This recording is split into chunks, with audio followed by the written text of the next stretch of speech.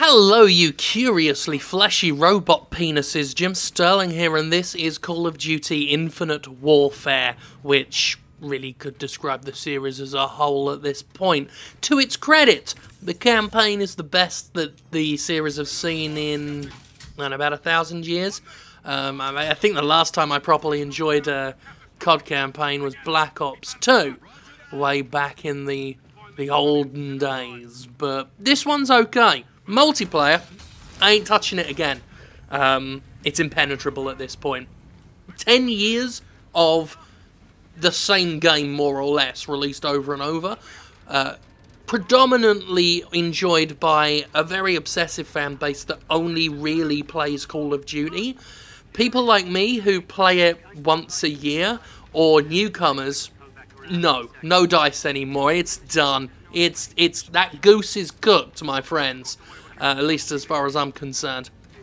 Not welcoming, stonewalling, not fun. That's my quick analysis of the multiplayer, which I'm not showing you right now. I would actually be showing you the beginning of the game. This is a later mission. I would be showing you the beginning of the game on PC, but for some reason the PC version of Infinite Warfare is fucking with my microphone, and I don't know why. I'm sure there's some easy fix, I'm sure there's some way I could easily Google the problem, but I'm doing a Call of Duty video, and quite frankly, I'm not prepared to put that much effort in, so this is from the console version, captured after playing it for a bit, and I'm, talking over it, as I have done with some other games. So I would be giving you real-time reactions, but I didn't. Which is a shame, because I had a whole bunch of Jon Snow puns for Kit Harington, who is this year's photorealistic villain. That's just a thing Call of Duty has now. But I don't have that for you at the moment, unfortunately. I was going to do all sorts of reaction things like, oh, Jon, no, this Jon blows, Jon Snow, etc. But anyway, this is some campaign mission. We're on a hot planet or something, I don't know. It's hard to follow, because it's, the problem with COD is, unlike something like the Modern Warfare series or the Black Ops sub-series, I should call them all sub-series, they've started just picking up and dropping plot lines, especially the Infinity Ward ones, so there's no real world building. They rush the world building as quickly as they can. This, nothing to do with COD Ghosts or Advanced Warfare. It's a new one in a new universe, or at least, if it is the same universe, it's so far removed from everything it may as well be. So, you get characters who are way more interested in what's going on than you are. I don't really give a shit about these people. The only thing I know for sure is that you're playing a commander, an actual captain of a big important ship, and no one seems to respect that. They still treat you like an average Call of Duty protagonist. They tell you what to do. They order you about. They just treat you with utter disrespect, and it's kind of, I guess that's what we could call, if we wanted to use the term, actual ludonarrative dissonance, because the game still needs to treat you like some, shepherded COD player who's there to look at the other characters do things. But at the same time, it wants you to be the captain and make the decisions, but you make no decisions. There are optional side missions, and you can do them or not. And that's the extent of your command of the ship. But anyway, this is a late mission, and it's a little unlike the others, so it's not entirely representative of the campaign, but it is quite an interesting mission.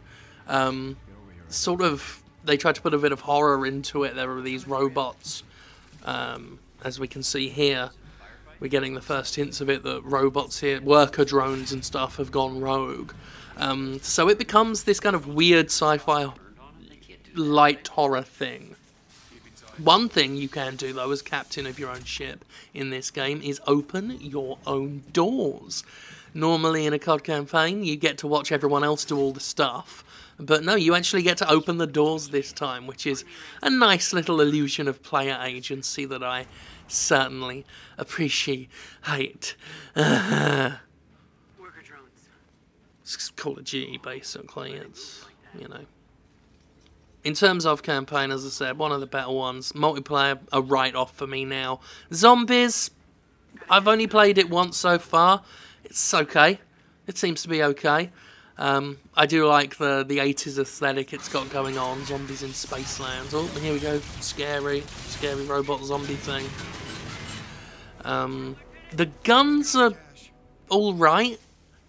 The problem I have with the guns in this is Black Ops 2 had more sci-fi futuristic-y feeling weapons than this does. Like, it says that half the guns are energy weapons, but they just feel like regular assault rifles and stuff. It doesn't actually feel all that sci-fi. Compared to the stuff that's in the near future segments of Black Ops 2, it's so much more mundane. But then that has been the Infinity Ward issue with their takes on the COD games. They're a lot more. Went down very quickly there. They try and stick to the blueprint a lot more than Treyarch does, which is funny because that wasn't always Treyarch's thing. Oh, I paused that there. Treyarch was the one in the old days that I used to think were the ones sticking too much to convention, but those roles kind of reversed as of Black Ops, I feel. And as a whole, this game suffers from what is the biggest problem Call of Duty has, creatively, is half measures. Someone on Twitter, I forget who it was exactly, I apologise for that, that's me using a little drone gadget there, used the term half measures, and I think that perfectly describes the problem with Call of Duty right now, is they clearly want to be different, and they want to look different, and they want you to think they're different. They'll give you spider bombs. I can throw out these seekers. They're little spider robots that latch onto enemies and blow up. You can get your little air drones. You can get your robots, but it still is just Call of Duty. They can't ever go the whole way with something. For example, this plays like a very, very, very poor person's Titanfall. I said that on today's Gymquisition. You can do a double jump, you can do wall running, like you could in, I think it was Advanced Warfare. You can do that, but it's really restricted. And it's not been designed level-wise to take advantage of that. That was certainly a criticism I had of Advanced Warfare, was it gave you the double jumps, it gave you the wall running and all this stuff. Well, I think wall running might have come after. But either way, it gives you these things that Titanfall does, but Titanfall's campaign, very strongly designed around that. Lots of surfaces to scale, lots of moving environmental objects, a lot of parkour-based gameplay, a lot of reasons to use the double jump. Here, it's just thrown on.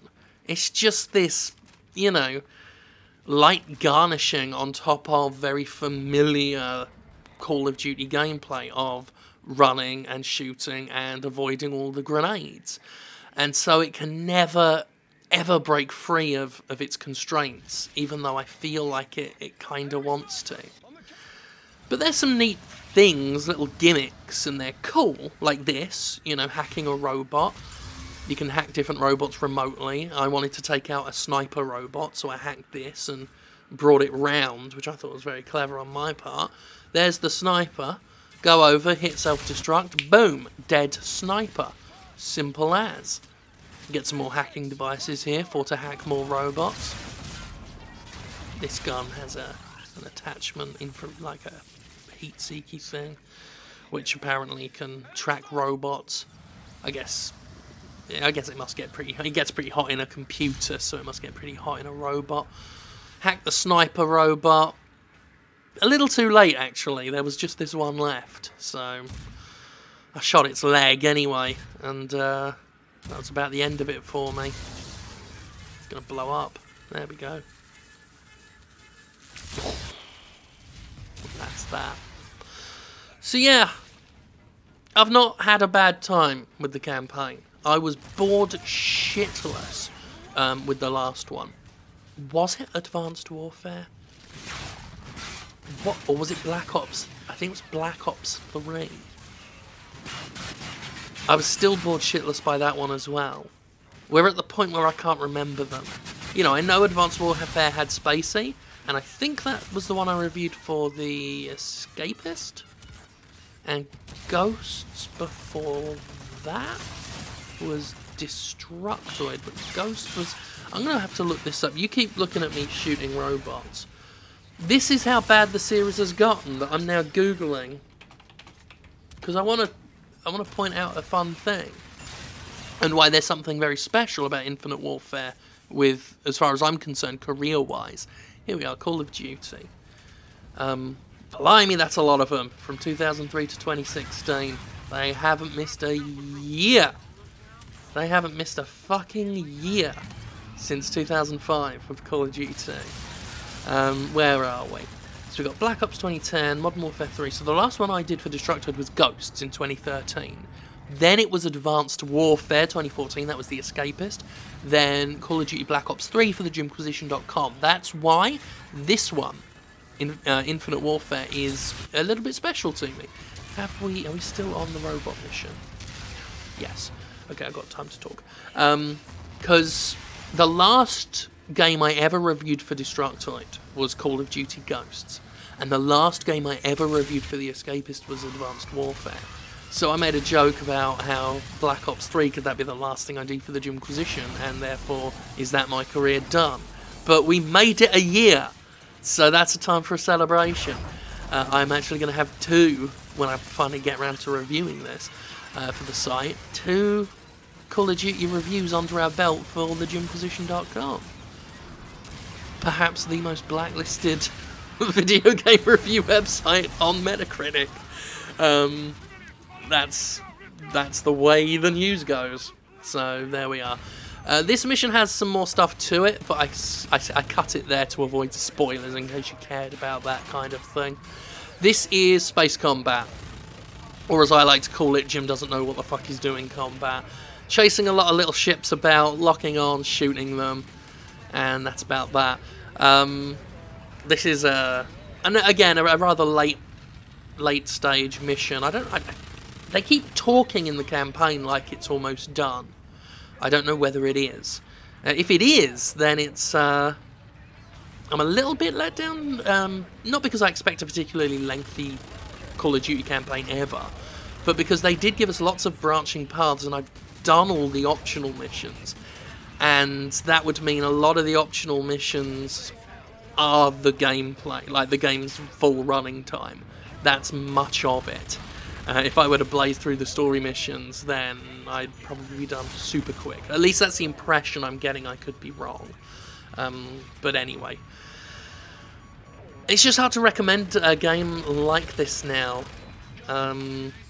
Considering the campaigns are still, you know, fairly short and not the main reason people buy them, but I just couldn't advise people get into the multiplayer anymore. And, you know, it's hard to recommend this fully having...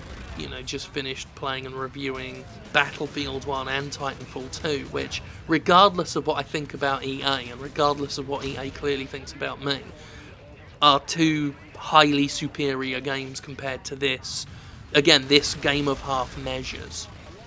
I'm more or less writing a review while I do this. Can I get a fucking speech-to-text program to just copy this down and publish it for me so I don't have to bother? But yeah, like this, quality-wise, this is just outmatched constantly. Is it outsold? Hell no. This thing's a name. The reports are out that, you know, this sold 50% less than last year's game, and that may be true, but 50% less than a fuck ton is still pretty much a fuck ton. So, you know, what can you do? But I think Call of Duty's star is on the way. I think it is kind of... It's still going to last a while, but I have a feeling they're going to have to start thinking about taking a gap year like Assassin's Creed did. At least in terms of games. Obviously they've got the Assassin's Creed movie this year taking its place, but... the last Assassin's Creed game, very much like this, was, in my mind, had a better campaign than a lot of the previous ones. But... by the same token, it's still tired, it's still I've seen it all before. It's hard to make me care anymore. And I think the gap year will be healthy for Assassin's Creed. In fact, more than a year, I think, would be perfectly acceptable. I think if Ubisoft could have a modicum of self-control, you know, we're talking about a big publisher, so obviously it can't, and just kept it off for a few years, I think the comeback would be extraordinary. And I feel like that's something Call of Duty could benefit from as well, because this, you know, this dodgy space combat is fine, but it's not enough. It's not enough to make me forget that I have played every Call of Duty game for the past... I mean, when did I first? I got into it with Modern Warfare, so 7, 8, 9, 10, 11, 12, 13, 14, 15, 16. I mean, that's a lot of games, year on year, every year. I don't know why I read out the years like that. That doesn't help anybody. But point is, I'm tired of them, and I'm tired of them. And this one is better than the last few years, but I'm still pretty... It's not Titanfall. Out of 10. That's the score. Oh well. It's got some spaceships though, so that's something. There it goes. Bye.